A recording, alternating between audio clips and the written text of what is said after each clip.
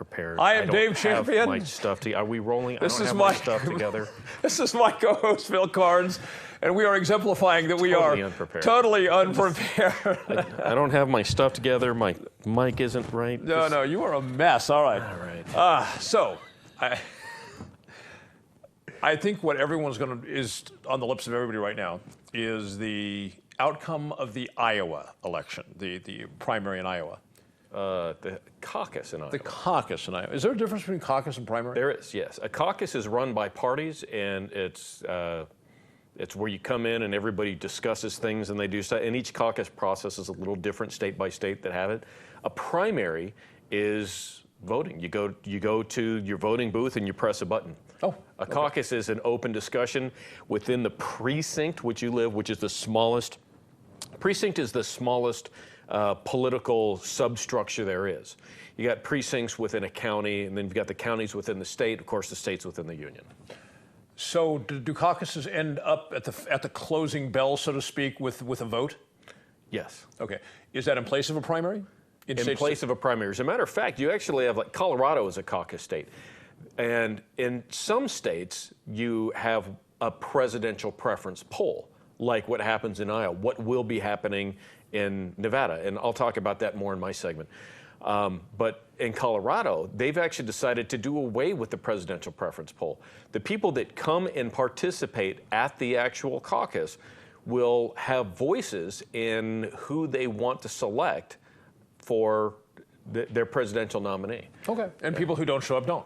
If people don't show up, you don't get a voice, no. Okay. Yeah. So what did happen in Iowa? Let's look at the outcome. Well, we had Ted Cruz finish first, Donald Trump finished second, a very close third was Marco Rubio, followed by Ben Carson and Rand Paul. Those are your top five. The top three got double digits. Everybody else got single digits or smaller. And of course, with the Democrats, you had a 0.2% difference between Clinton and Sanders. And a lot of claims that the Clinton supporters were doing some janky things. There's 99 separate counties that are there. And they claim that in 90 different precincts within the 1,700 or so that are in Iowa, that 90 different precincts, some very janky things happened, all favoring Clinton. And of course, when there's a tie in Iowa, they do a coin toss. There were 6 of those, 6 different precincts, and Clinton won all 6 of those coin tosses. Which I saw a mathematician commented and said the odds that anybody would win 6 coin tosses in a row is 1 in 64. Yeah. So either there's tremendous luck or something else. And you know, it's interesting. I mean, everybody puts all this big emphasis on Iowa. And Iowa has whoever's won their caucus has only gone on to win the presidency, as I've been told, twice. Now, I might be a little bit off, but I was told by a very reliable source twice in history. So big deal. It's like in NASCAR, everybody puts in a whole bunch into the first race of the season, Daytona 500, coming up in another couple, 2-3 weeks. And at Daytona, they put in sometimes 20% of their annual budget on this one race. It never gives the outcome of the season champion. It's really not that big a deal. Same thing with Iowa. Yeah. Iowa's the first voice. It's the first voice, yeah. And because you have a caucus there, and then 8 days later you have a primary. That's New Hampshire, yes. The opposite end of the spectrum on how things work in New Hampshire.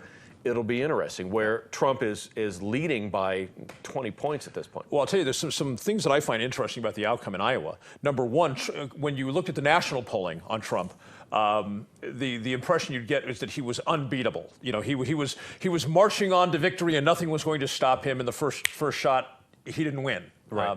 So I found that interesting. It's like, so how valuable are these polls? Yeah. Secondly, that Rubio was as close to Trump as he was, I found surprising, again, given the polls. Oh, yeah, we're talking within I think 1% they were. And then on the Democrat side, okay, I make no predictions or presumptions about who's going to win or lose, but I think it speaks to the weakness of the Hillary campaign that Bernie Sanders came within a thin red hair of her. Oh, yeah. Okay. Because I think the RNC would have liked to have believed, and I think some old establishment Democrats would have liked to have believed that she would have completely trounced him.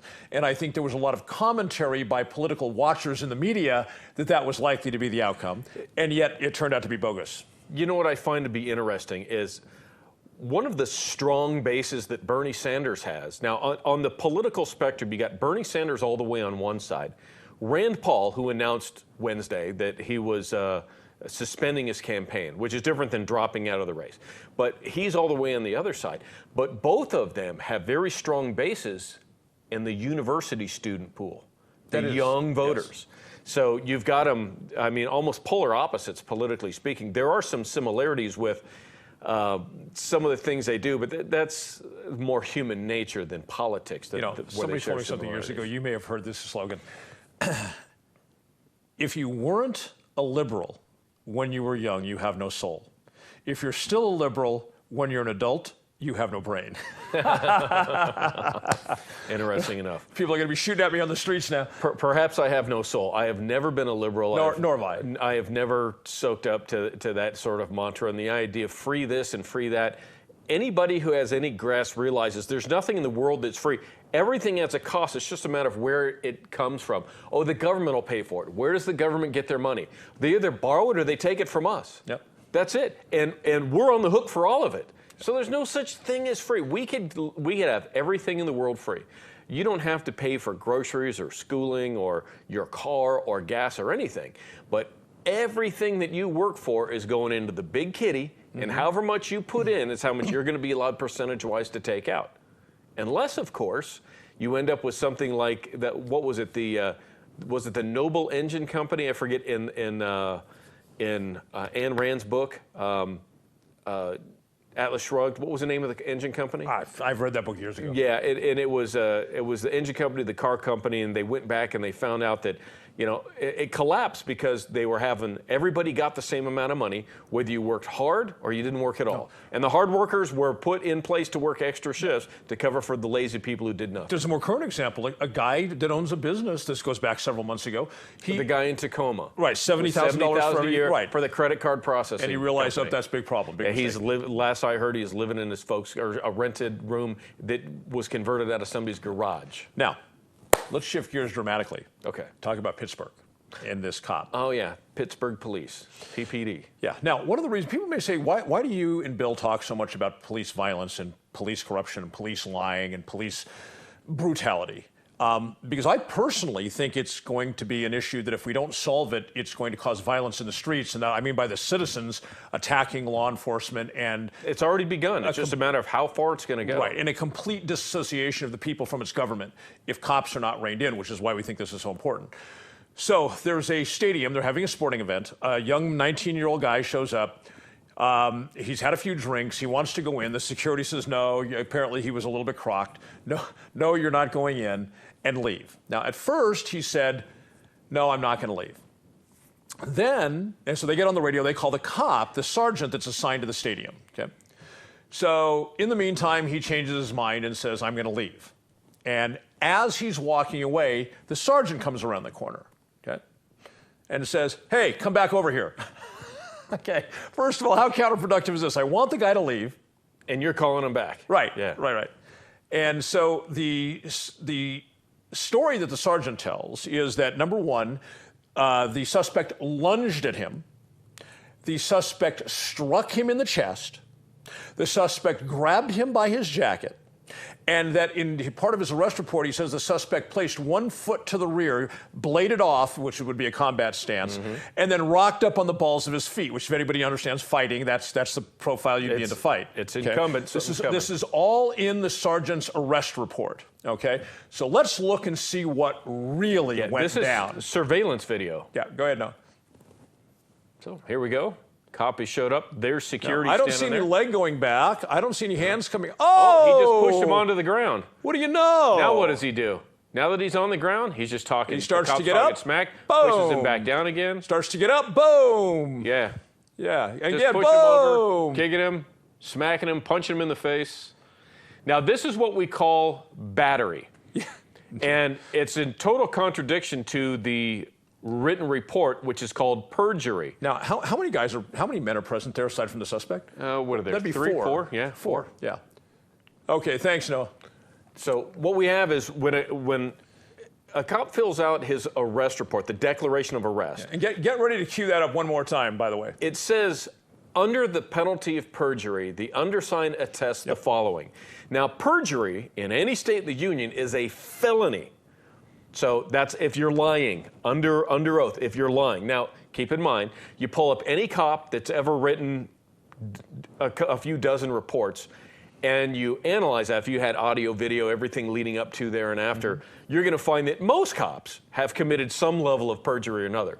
Some far more than others. That douchebag cop that arrested me, McGill, he lied throughout almost his entire report.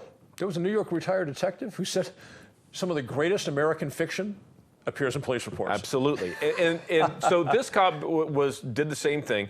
There's a lot of cops that do this, and the thing is that's what's wrong. Okay. Now, let's let the audience look at it again. You and I have looked at this tape a couple of times, okay? Right. So remember, the accusation was that the guy was in a combat stance. He'd bladed off. He was up on the balls of his feet, and then that he struck the officer. He hit him, grabbed his jacket. Right. Yeah. So, no, let's just play that again. And are we seeing any of that? I don't see. Boom! Yeah. I don't mean to laugh. Thank you, Noah. But clearly, this cop is absolutely full of crap. Yeah, he's the aggressor, which there's a lot of people out there. I know some, you know some. Some of them are cops or former cops, and a lot of them are not. But they just always take the side of being a cop. Yeah. Always. And with four adult large males present, why was that necessary to walk him off the property?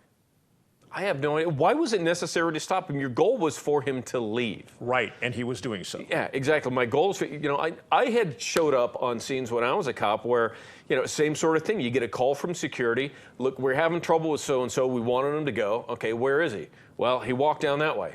All right, well, call us if he comes back. Yeah. And I'm gone. The DA, to his credit, filed criminal charges against this officer. The officer quite wisely chose trial by judge, and a corrupt judge found him not guilty of all the charges. And the room full of cops that were in exploded in applause. They didn't want justice. They wanted to be vindicated. For their fellow liar. We'll be right back.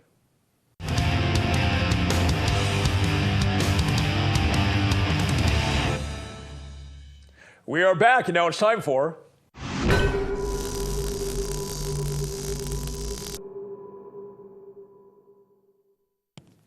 I'm going to start this a little bit differently today. Normally, I introduce this subject first, and today I'm not. I'm going to introduce this subject as we go along. But I would like to tell you a story, and this pertains to local Nye County business, but I think it's illustrative to everyone. So, in this story, there is a young man, 23 years of age. He is honest, straightforward, hardworking, never used drugs, doesn't have a criminal record. And by drugs, I mean hard drugs. I could care less if the guy's young or old, smoke weed or have a cocktail, irrelevant. So good guy, very solid, 23 years old.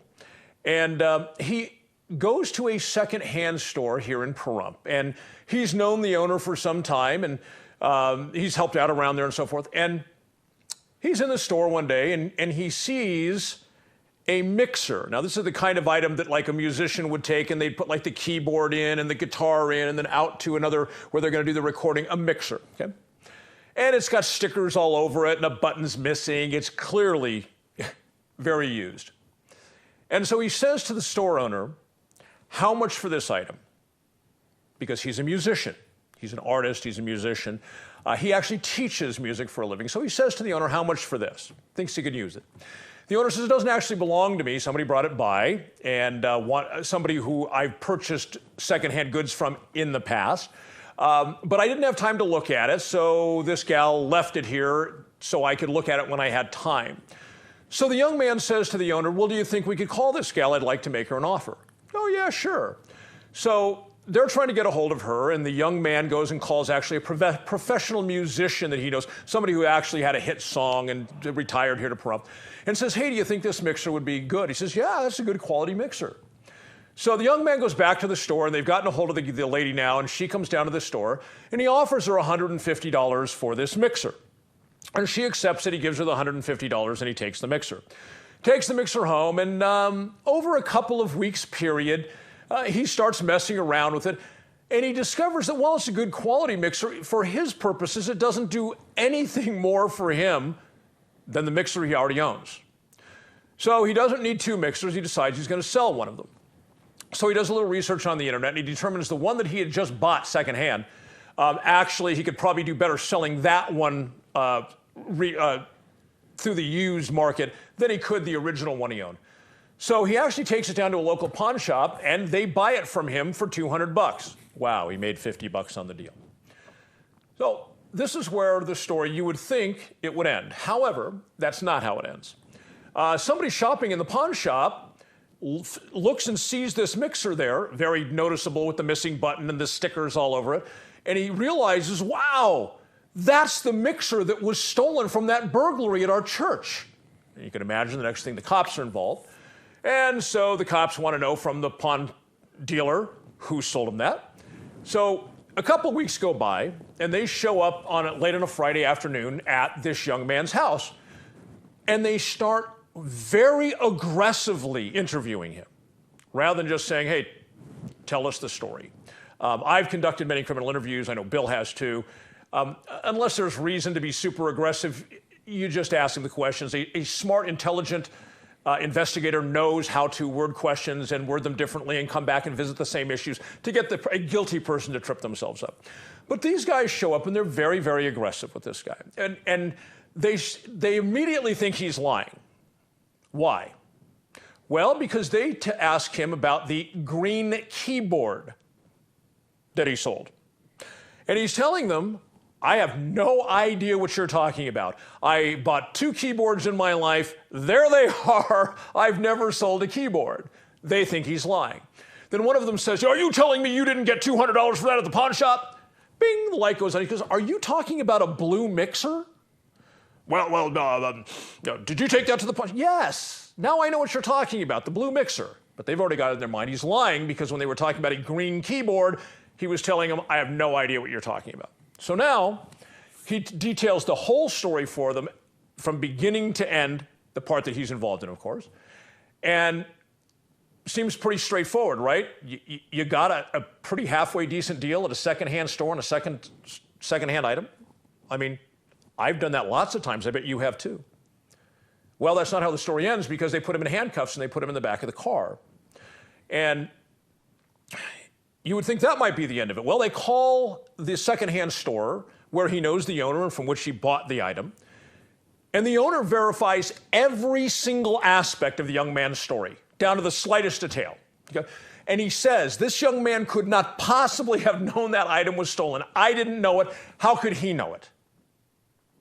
Now, I've spoken to a number of good cops and retired cops and ex-cops about this situation. I've always posed the same question. I already know the answer. Same thing I would have done when I was on the job. I've said, if you interviewed a potential suspect and he voluntarily gave you the same story, his story never changed one little bit, you called an independent third party who verified every aspect of his story, what would you do next?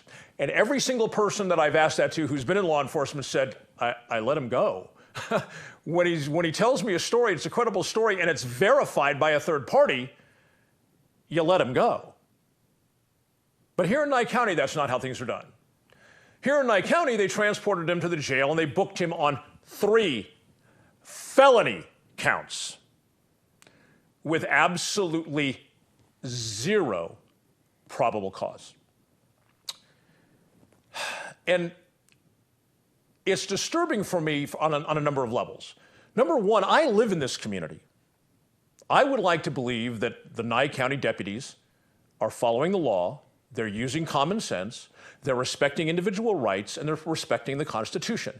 The idea of having probable cause for an arrest, is a constitutional principle.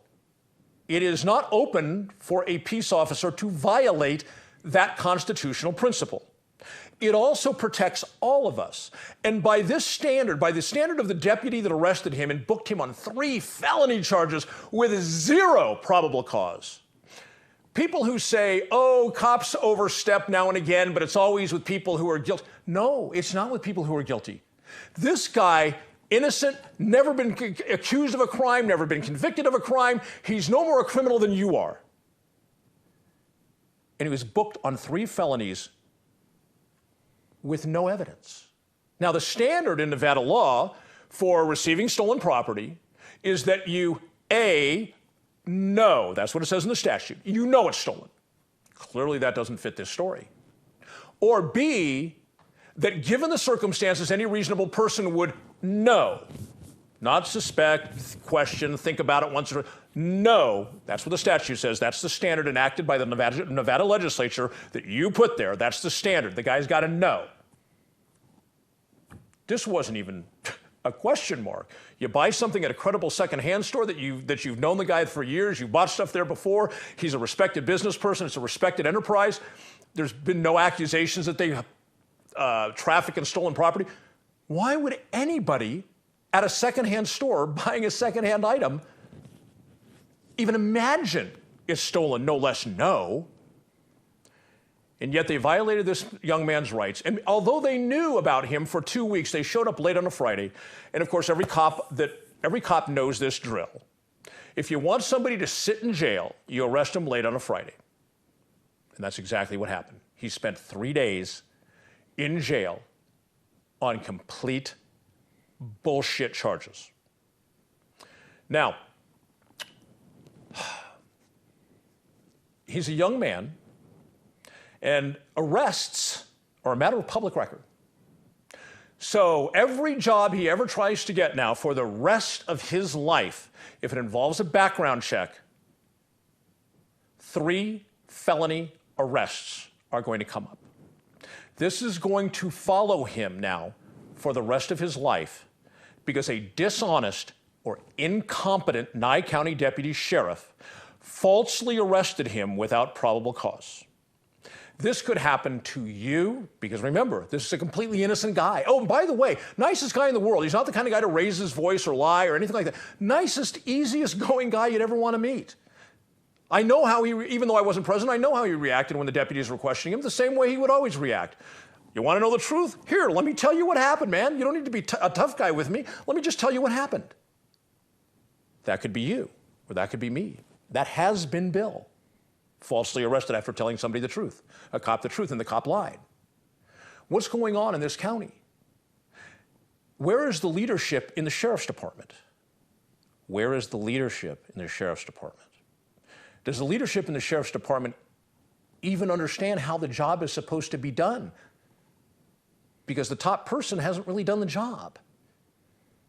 And this could be you. This could be your children affected by deputies who make these sort of obscene, unconstitutional, and illegal judgment calls. Bill? Couple of things. First of all, I think some felonies were committed here. Yes, they Not the were. least of which was the officer essentially kidnapping when they took him in. Yep. The violation of his rights, that's a civil crime that carries a criminal penalty. Yep. And then also, I'm quite sure, I haven't seen it, I only learned about this today, is likely perjury on the arrest form, on the declaration of arrest, another felony. So when you were telling me this story at lunchtime today, first thing pops into my head, you want to try to establish if a crime has been committed. Mm-hmm.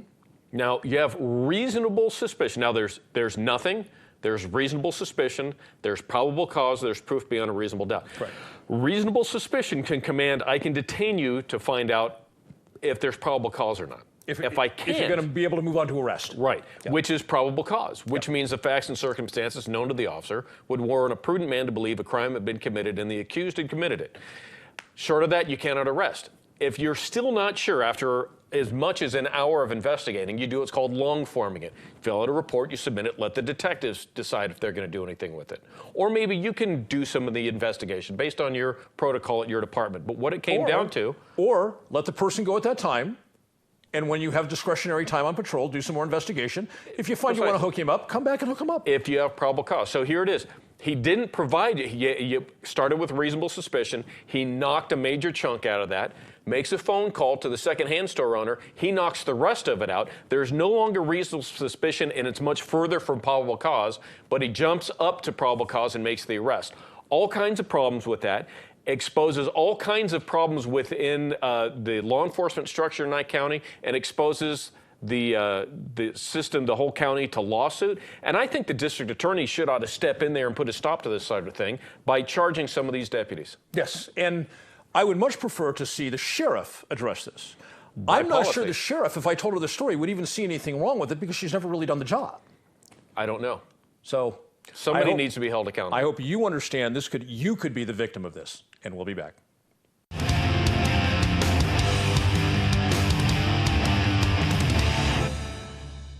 Today's rant's going to be a little bit different, so let's hit it.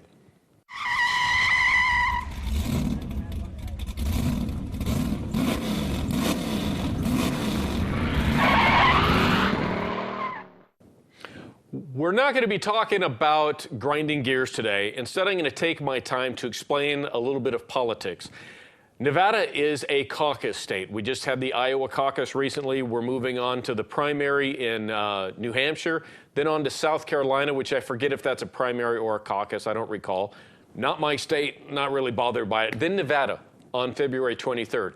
So I wanted to chat a little bit about this and how this system works.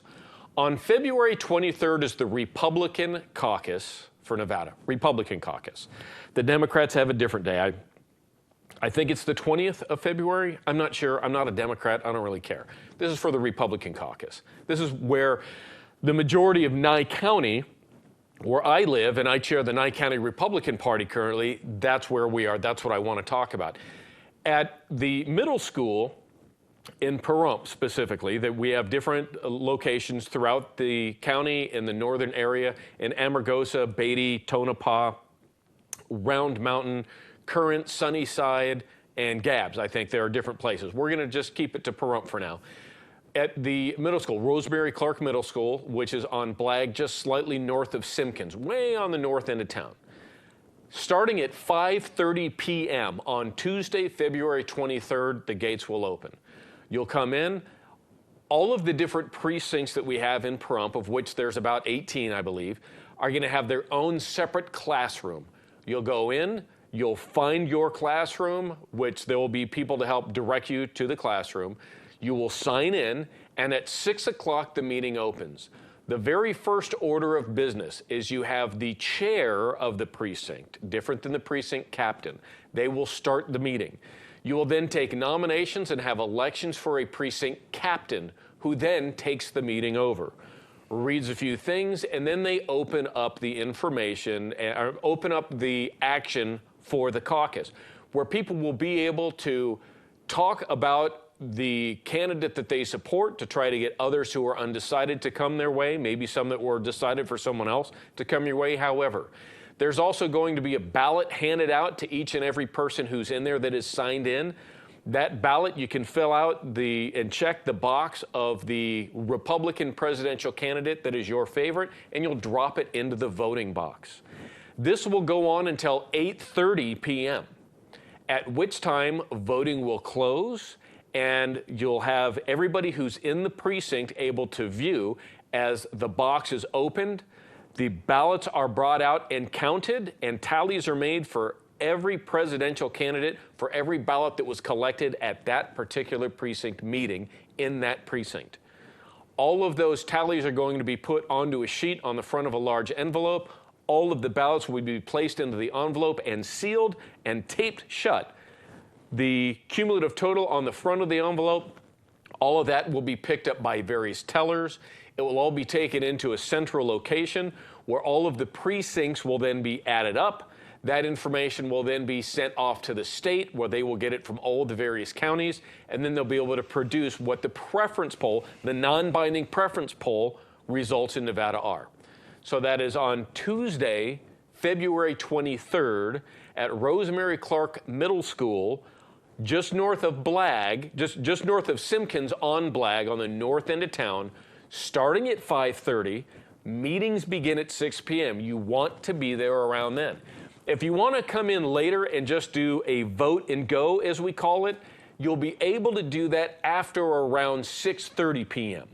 There will be candidates present out in the parking, not candidates, candidate campaigns available out there in the parking and common areas, as well as there's some various people that are out there collecting signatures on various forms for ballot measures and such as that. You'll have an opportunity to look over those things, the repeal of the tax, something about moving the county seat from Tonopah to Pahrump, about the water board, some of those things, all sorts of special interest related things that will be there. You'll have an opportunity to meander around and look.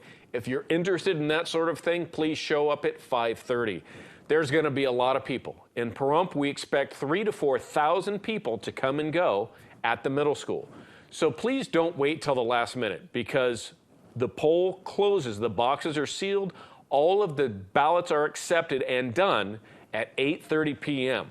So the latest you want to show up to cast a ballot is probably going to be about 8. So you can come in, find where you need to go, get signed in, show your ID, get your ballot, fill it out, and then go. Because that takes a little bit of time to traverse the whole caucus process, if you will. So with that being said, now I want to bring in my co-host, Dave Champion, and talk about some other political things. Okay.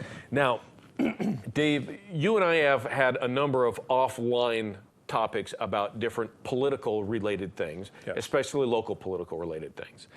And I have shared with you, as I have with the audience on a number of occasions, it's no secret, I chair the Nye County Republican Party. I've been doing it since April of 2012, so nearly 4 years. I have been elected to the post initially in a special election, and then I was reelected twice unopposed. And it's a 2-year term. I filled a 1-year term of the outgoing person that we ousted. Then I had my own 2-year term. Then I was reelected to a second 2-year term, of which I'm 1 year in, roughly. And when you've asked me, or we've had these discussions about political ongoings, I really have to toe the party line. I don't, in a number of cases, I really can't, and I don't give my own personal opinion on things, because that might interfere with party business or the way that the party is looking at things. Oh, and I can validate this because during the last election, I marketed you, I pitched you on some things that I thought were appropriate for the Nye County Republican Party and the chair of the Nye County Republican Party to do. And correct me if I'm mischaracterizing this, I felt you agreed with personally and supported personally the strategy I was advocating. And you told me flat out as the chair of the Republican Party you would not do it. No, because as I won't do anything as the chair that is in opposition to what the county party has done, or if the county party doesn't get involved in it. For instance, in the sheriff's race, we picked a horse in the primary, before the primary. But after that, at the general, that horse didn't make it.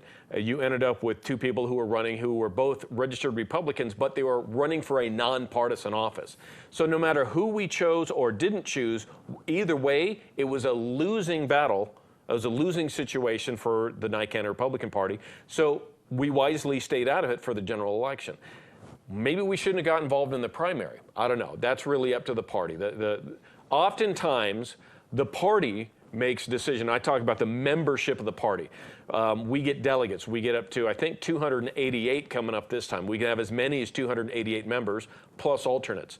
And we regularly have about 50 or 60 people at our meetings. We only have a membership of about 110. Because in 2014, when there wasn't a presidential poll, there wasn't nearly as many people involved in the caucus Sure. or precinct meetings. So now we expect to have more. But there are some things, some votes, some motions, some resolutions that the party membership have done that I may not personally agree with. But I don't make that known. I toe the party line. I believe having the title of chairman doesn't make me king. It makes me the ultimate servant.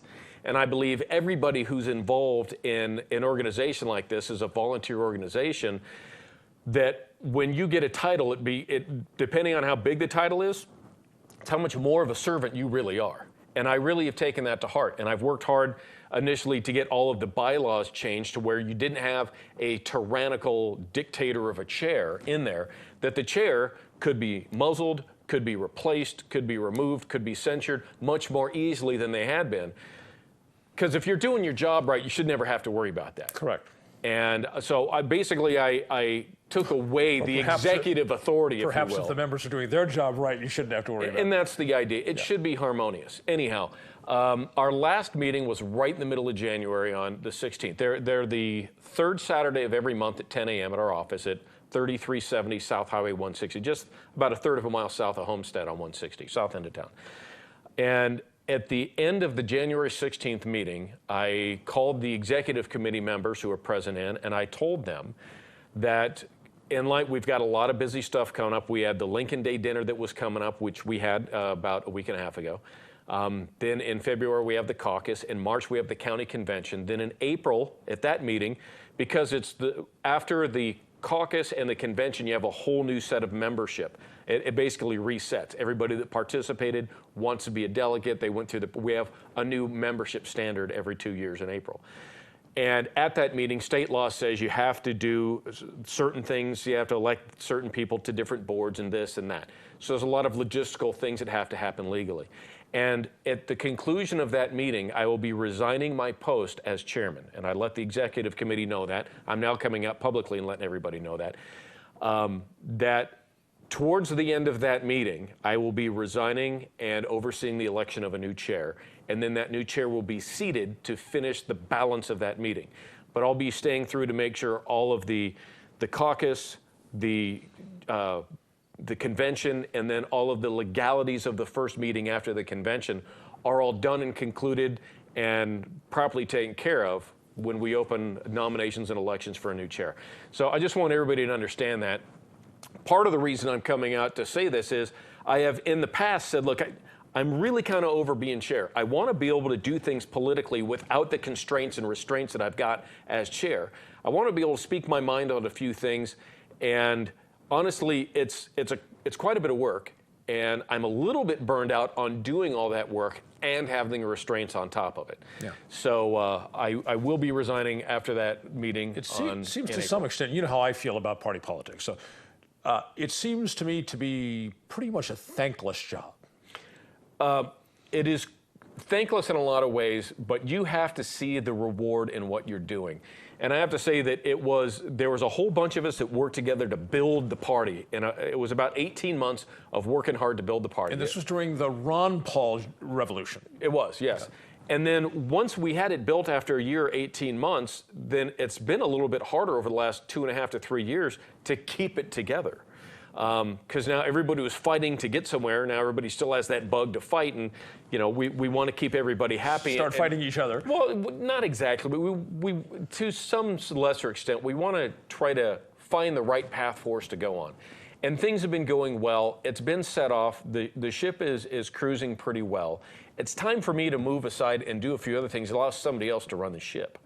So if you have any interest in doing this, it is a volunteer job, and you start at the caucus, the precinct meetings, and then you go. And I don't know what just happened. We just had. And okay. Come one, come all down to as long as you're Republican, come on down. Take Bill's place, let him off the hook. And you can register to vote at nigop.org. Click on the homepage. We'll be right back.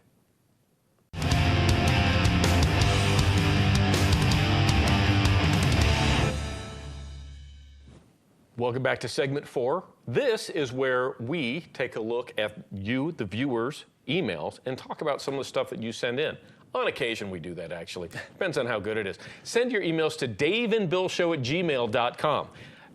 We put out there a week or two ago that we wanted to have people, hey, let us know, where you are, how do you see us, where do you watch us, and we got quite a few emails. It was nice. So, it's nice to know where the viewership comes from and who they are, so keep sending those.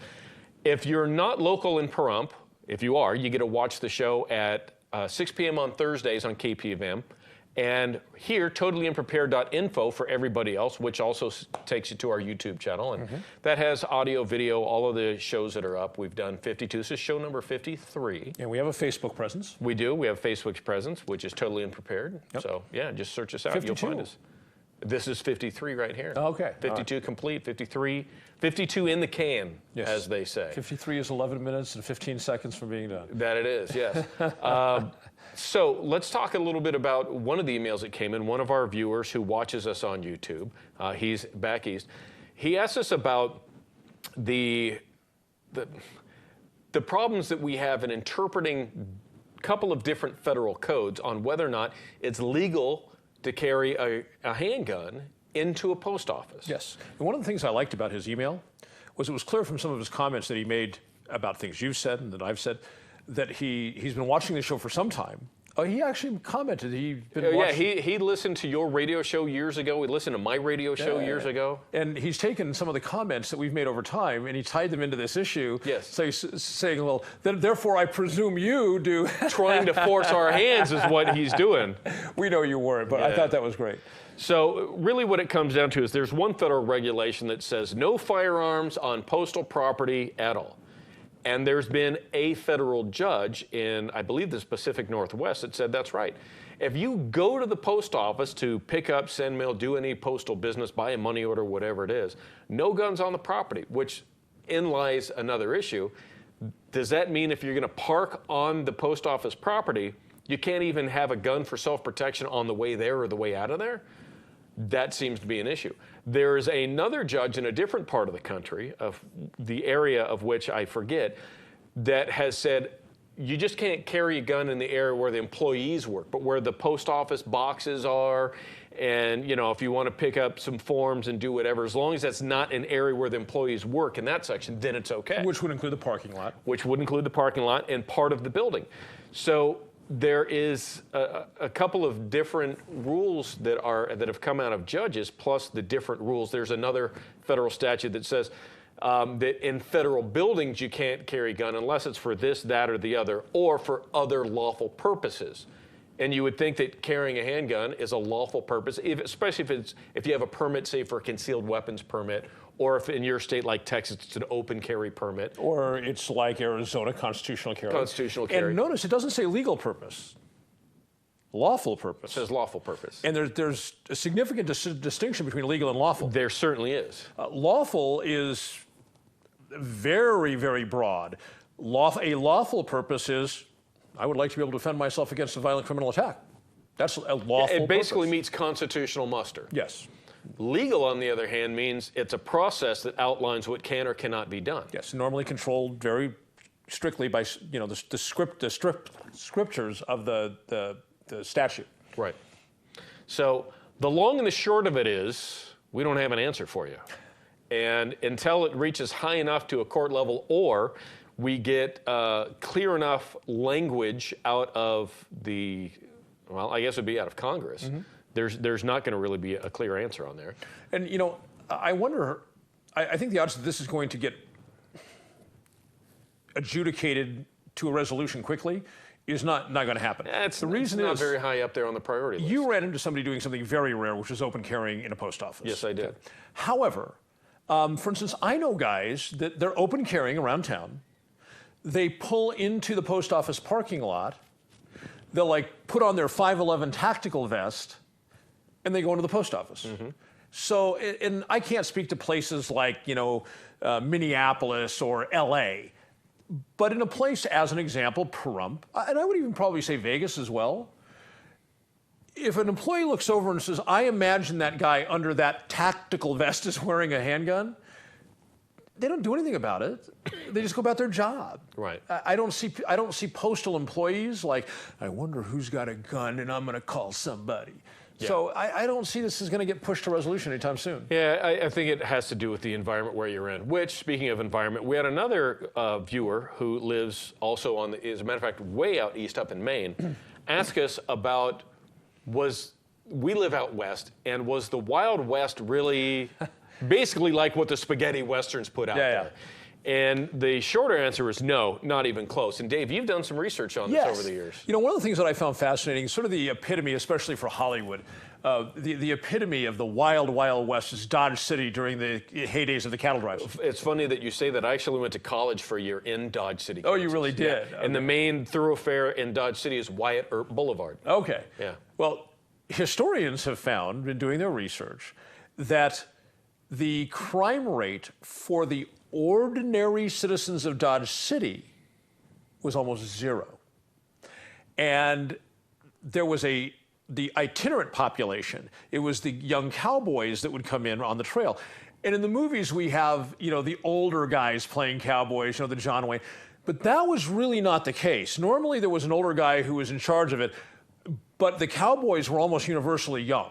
Okay? Yeah, the older guys had gotten all that piss and vinegar out of their system some time ago. Right. Now we're talking, I guess to put it in more modern terms, like a bunch of kids that got out of boot camp, a bunch of sailors, Marines, Army, whatever, and they're feeling real good. They got a couple of bucks in their pocket. They're going to go whoop it up. Yeah. Where you're not going to see the guys the NCOs and the officers that have been around for a while doing that sort of thing. And that'd be the older cowboys. Most of the actual working cowboys were from 15 to about 23.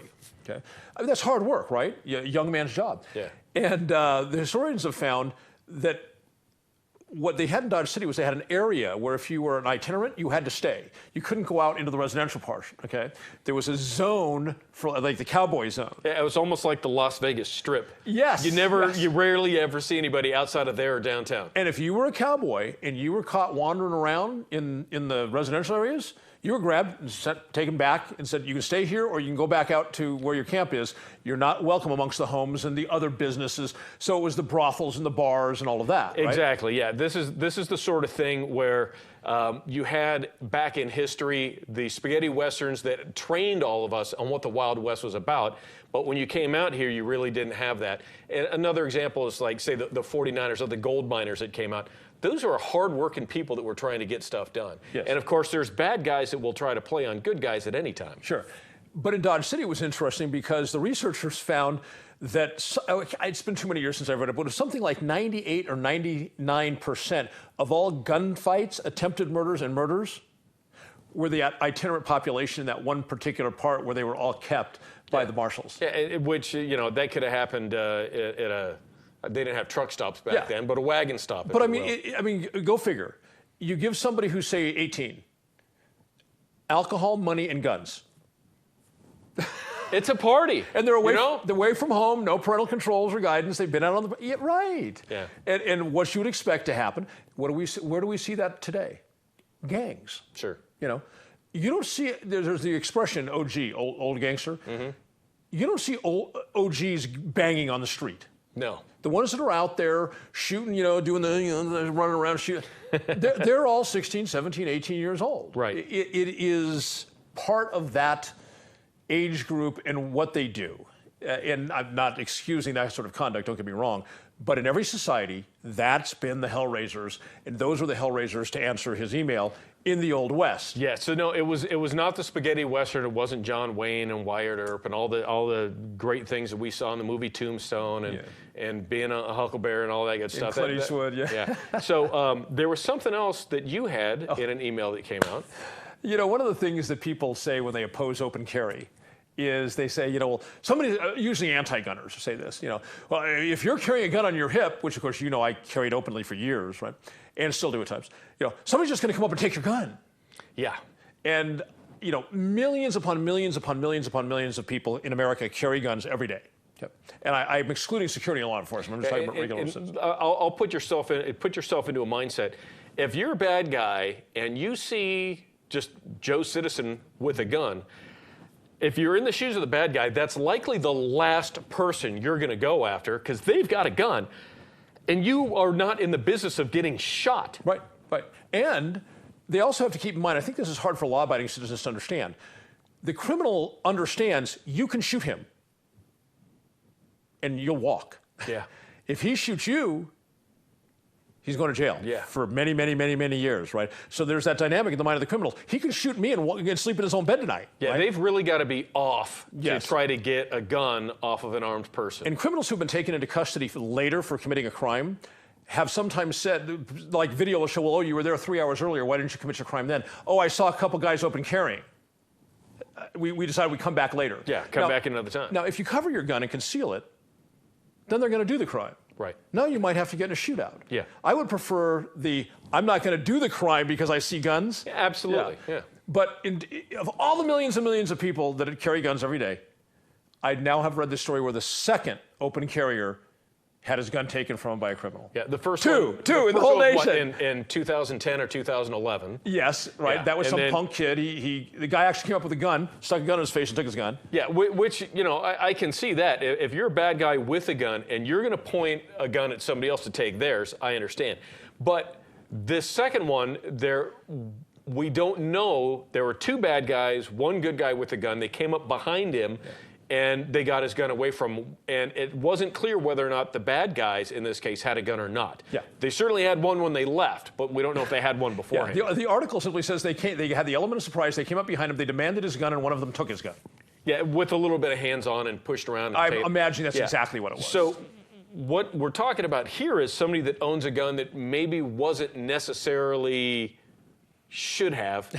Because we have what's called condition yellow, where you're alert, you know what's going on. And you and I both consider there are people, despite the right to keep and bear arms, people who should know enough about themselves to know they're not that person. I actually recommended to one student once upon a time, you should not carry a gun. You have no business doing this. Yeah, and I've met people like that too. I said, you're right, but perhaps consider this carefully. Yeah, so this guy was in what I like to say condition brown with his head up his back door, not paying attention likely. We don't know the story. It's quick to judge, but twice now. Twice in the whole nation. So anyhow, thank you very much for joining us. We'll be back next week. Take care.